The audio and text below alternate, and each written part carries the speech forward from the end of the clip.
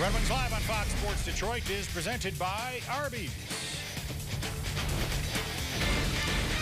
Great to be back with you for Red Wings Live alongside Darren Elliott and Chris Osgood. I'm Mickey York. The Wings and Blue Jackets get together at the Joe just over a half hour from now. Wings looking to snap a 3-game losing streak against a team that rolls into the Joe on a season-high 6-game winning streak. But guys, despite the Wings' recent struggles, they start the night sitting atop the division standings. Yeah, they haven't won in 3 games, but they did acquire 2 points. And all is not that bad. They're still in first place in the Atlantic Division, second place overall in the Eastern Conference, and really nobody beside Darren expected this to happen. All year the Red Wings have been very good. They're getting contributions from everybody. The depth at forward has really come through. Jimmy Howard's been fabulous. They seem like they're more of a team they have been in the last 3 years, and they're going to push forward here before they go on that daunting road trips in both months of January and February. It's their longest streak without a W in the win column. So it'll be interesting to see how they respond in terms of their energy and their effort tonight. Seems like forever ago they won a hockey game. You got to go all the way back to December 7th to find the last time the Wings recorded 2 points. We hope that won't be another reason that's known as a day of infamy. For more on tonight's matchup, we hand it off to John Keating down at the Joe. Hey, John. Hey, Mick, thanks. Good evening. Welcome downtown, everybody. When you think of phrases not often used, this is right up there with, hey, look how cheap gas is all of a sudden. And I can't wait to see Paul Blart Mall Cop 2. Tonight's phrase not often used is somebody has to cool off the Blue Jackets. And the Wings will get some help in that regard tonight. Danny DeKeyser does so many things well for the Wings on their blue line. He's missed the last 2 games after being dinged by a head injury. Well, he's clear-headed now, and he returns. And Justin Abdelkader was playing so well when he suffered a slight shoulder separation on November 30th. He's missed the last 7. He'll play his first game in December tonight. Definitely really anxious. You know, it's only been a few weeks, but it's felt like it's been a lot longer with all the games we've played. And you know, injuries are part of the game. It's an unfortunate part, and but you know, it happens. So you know, I definitely feel good and feel like I'm ready to go. So you know, we'll see tonight. So Abby and DeKeyser are back tonight. Johan Franzen comes out of the Red Wings lineup. He's battling a flu bug. Stephen Weiss goes on the injured reserve list. That allows the Wings to keep Xavier Ouellette in Detroit and not send him to Grand Rapids. Kindle and Lashoff, the scratches on defense tonight. The Blue Jacket season is a little bit like a conversation with your teenagers. It's all over the place, and sure, there's some drama within it, and then what do you know, all of a sudden there's some smiles along the way. With more on their ups and downs, Trevor Thompson joins us downstairs. T. Well, they haven't been smiling for a long time in Columbus, but they are smiling now because Sergei Bobrovsky, their franchise goaltender, is playing like a franchise goaltender once again. The backstory on this team, 192 man games lost to injury coming into this one. And at the end of October, Bobrovsky was one of the victims. A fractured finger suffered in practice, kept him out for 2 weeks.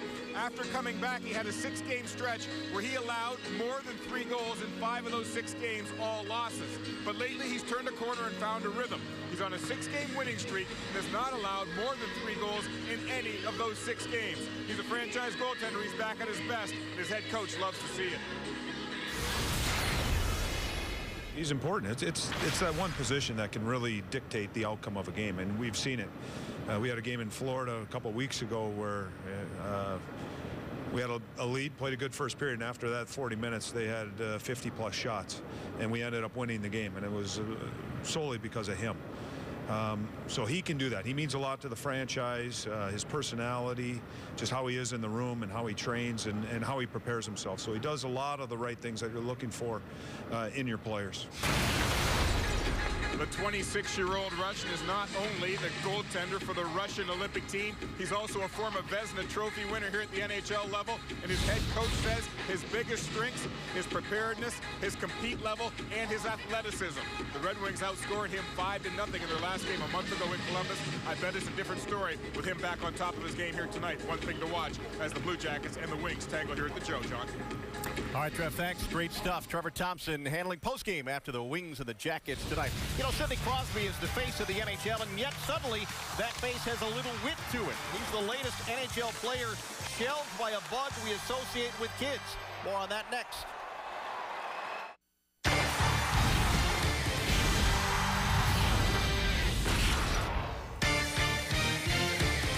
Red Wings Live on Fox Sports Detroit is brought to you by your local Toyota dealers. Visit buyattoyota.com. Toyota, let's go places. This was a most interesting sight at the morning skate earlier today. Bottles with numbers on them. No community Gatorade or water bottles. It's an easy precaution in the wake of at least 15 players on 5 different teams being diagnosed with the mumps. The virus helped by immune systems run down in light of the grueling hockey schedule. It can spread through coughing or sneezing, and we're knocking on wood here. So far, the Wings are, well, immune.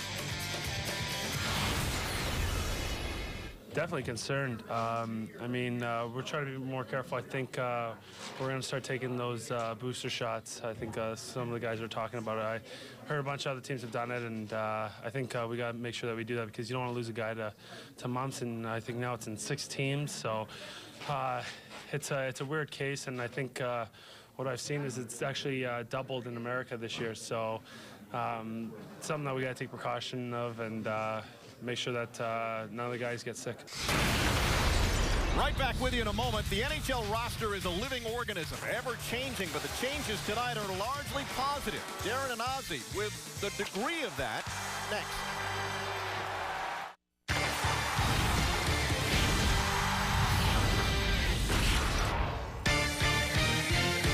Red Wings Live brought to you by DocAuto.com, home of Chrysler, Jeep, Dodge, Ram, Ford, Toyota, and Scion. How's this for a great Christmas gift idea? Way to get kids like those into playing hockey. The Detroit Little Wings program is for kids 5 to 8, and for $100 you get a full bag of all the equipment you need and 4 hours of hockey instruction in one of 4 rinks around town. For more information, visit DetroitRedWings.com/Little Wings. The grown-up Wings are winless in their last 3. The Blue Jackets visiting Detroit are lossless in their last 6. Darren and Ozzy rejoin us now from the studio. It's our Miller Lite breakdown. And to a degree, guys, the last couple of games were sort of an indication as to how tired a team can be. The Wings had played 5 games in 8 nights, and if a season were going to have ugly stretch marks, this would be the reason for that. But Ozzy, we saw a team that just lacked a little zip in Toronto the other night. Yeah, absolutely. And in our estimation here, the turning point was the second goal for the Maple Leafs with just over 2 minutes to go in the second period. The Red Wings, who are used to playing a certain way and a certain system here, and this wouldn't happen. Tatar's got to get this deep, and he's not the only one that knows this. The rest of the teammates are entrusting him to make the right play with this puck at the right time, and that just doesn't happen, Darren. No, And then you see Pavel Datsyuk. The line change is almost non-existent. Nobody's aware of where the puck is. Watch Pavel. The puck hits him right by him. He doesn't get to the bench. He's not going in a real fast way. Leads to a breakaway. So they're expecting something to happen up ice. It doesn't happen. And then you could see that there's not just when you're tired is it physical, it's mental. I think that play really illustrated that. Yeah, absolutely. It was a play where Pavel Datsyuk is fully entrusting Thomas Tatar to get that puck deep, and he's heading to the bench. And yes, even Pavel Datsyuk gets tired at times. And he was heading to the bench expecting that puck to get deep, and that Tatar was going to take care of him on that play, and that this didn't happen. But it's something young Tatar, he'll learn from that, and I guarantee that's not going to happen again with him. That's right. Well, the Wings are getting some energy back with the return of Abdelkader and DeKeyser, as we mentioned earlier, and all of a sudden, Darren, they're better at both ends of the rink. Yeah, these are 2 guys that are real integral to their success all season long. Smart players, good players, and they make things happen. Justin Abdelkader, off to his best start. He's missed 7 games, gets Tatar in the mix there. But it's not just his playmaking and his vision. He gets to the front of the net, plays the game the right way. And Danny DeKeyser, who's sorely missed on defense when he's there. This guy is a young player that plays like a veteran. He makes good play after good play. Very smart, heady player out there. A guy that's never going to hurt you on the ice. And if he does, it doesn't happen very often. But these 2 guys are unlike the giveaway by Tatar that, in my estimation, cost him that game. Very rarely make these mistakes. So they're going to get that consistency back in their lineup where these guys are going to play with that smarts and barely give up any mistakes ever. Well done, lads. More FaceTime for Darren and Ozzy a little bit later in Red Wings Live. You know this by now, and we are overdue. But if the Wings were to come up with a hat trick in tonight's game, you could bring a copy of the scoring summary to any Arby's tomorrow for a free small order of curly fries. In a moment, a chance to say our own farewell to a Detroit legend. You may know that Bill Bonds was a terrific fan of all sports in our town, and we'll share with you who his favorite sporting figure was after this.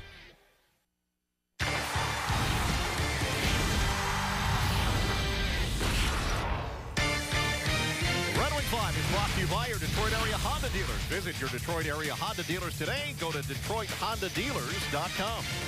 And by Flagstar Bank, a proud and official partner of the Detroit Red Wings. Wings and Blue Jackets. Coming up. Well, we lost the anchorman this past weekend. Channel 7's Bill Bonds was an icon in this town. Part newsman, part actor, part train wreck, but always compelling and terrific at what he did. And he loved sports. We'd see him here at the Joe or at the Palace or at Tiger Stadium taking in a game. During the hockey lockout in 2004, we had a chance to sit down in a very candid conversation about his most interesting life. And of all the sporting figures he got a chance to know, one stood out. The guy I got the closest to was Mike Ilitch, because I worked with him. I knocked on doors my last 2 years of college for he and a guy named Charlie Jones selling awnings. And my first year with him, I made 12 grand. And I never met anybody who worked as hard as Mike Ilitch. Never. Hardest working married couple I've ever met. I mean, they started out with 6 kids, opening one little store in Canton Township. And Mike would work until 11 o'clock at night. Marion, when they bought the Red Wings, was on the phones until 10 o'clock at night trying to get people to sell tickets and raise 6 kids and run their awning company and run their first 1 or 2 pizzas. I said, Mike, what are you working so hard for? He said, I got a dream. His dream was the Detroit Tigers. And Tom Monahan beat him to it. He didn't give up. So he got the Red Wings. And the Red Wings, I mean, that was a disaster area. Norris had run that into the ground. And they're down there at night on the phones. Hi, this is Marion Ilitch. Would you be interested in buying some season tickets for the Red Wings? Come on. Giving away cards to try to get people to come into the We had a rally here with all the card dealers, and Mike had asked me if I'd MC it, and it worked. He never gives up. And, you know, Mike used to say, you can do anything you want and achieve anything if you want, if you have the goal and you work hard. And look what he's done. How good was it to be where you were on top of the world running this city back in the 70s and the 80s and into the early 90s? It was marvelous, but my problem was it was too easy. I mean, I worked hard, but it wasn't hard for me.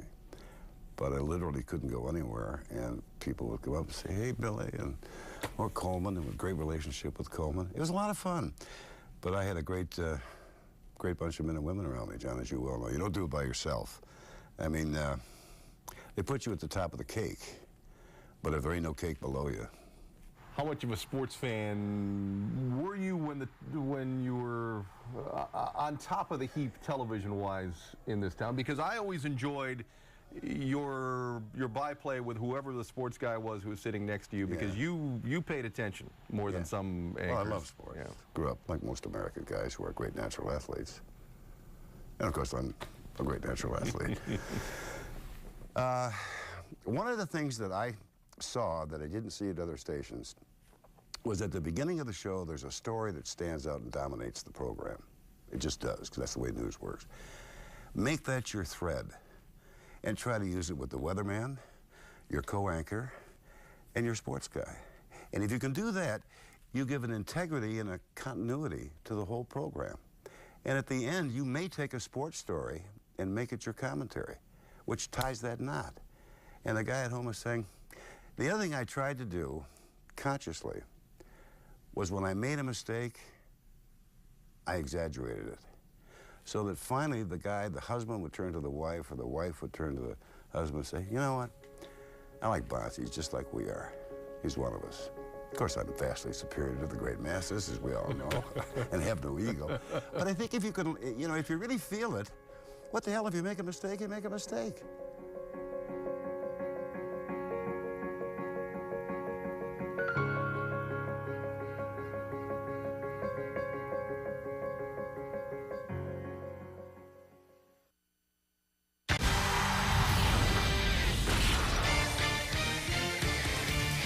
Well, the Blue Jackets surely remember this as we walked into the Joe, and I'm not just talking to Shirley. Thomas Tatar scored a first-period goal for the Wings. It turned out that's the only one they would need that night.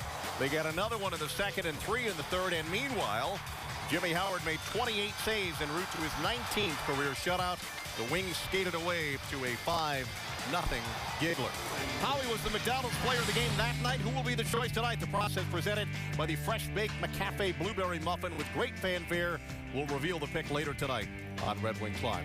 Speaking of fanfare, Joe Louis Arena has seen two ends of a very, very wide spectrum the past couple of nights.